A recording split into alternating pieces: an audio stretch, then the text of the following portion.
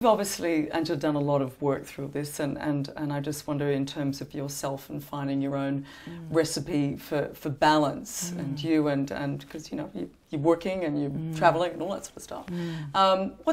What works for you? How does the recipe of balance work for you? Well, when that question came prior to the interview, I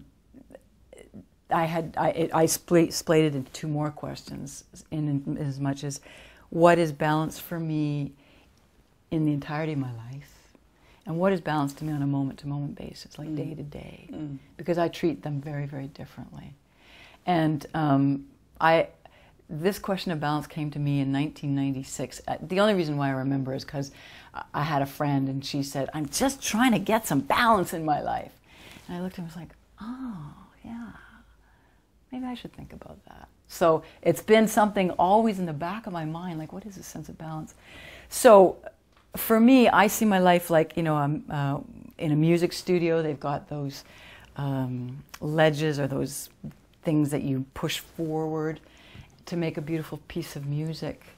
You're going to have the bass section. You're going to have the whatever, the guitar, the singing, the vocals, and all that stuff. And for me, my life is sort of like a piece of music.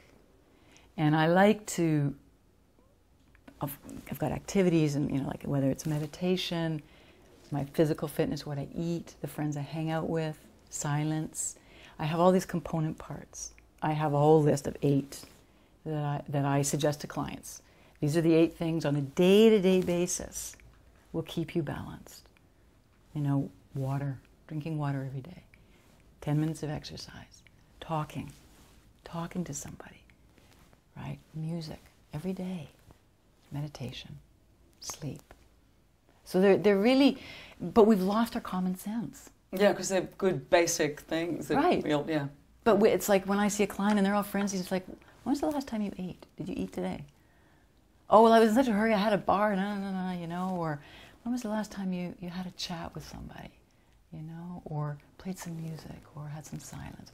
So for me, on a day-to-day basis, I've got a recipe for my balance. And then, in the larger scheme of thing in my life, and we were talking about this on the plane coming up, in fact, I say sometimes that sometimes you have to go out of balance in one part of your life to move your entire life back into balance. Yeah. So 2006, I had all these areas of my life, my professional life, mainly my professional life. I was moving, that was really, really important to me. And where was love? Where was relationship? Not that I bought the farm in terms of being an independent professional woman, but that was a belief system that I was running. And you get to a certain age and you kind of go, "Oh, okay, well, I don't have kids, I don't have family, I don't have a partner. Well, what's that about?" So in that way, that's sort of like the life balance that I noticed at that point in time.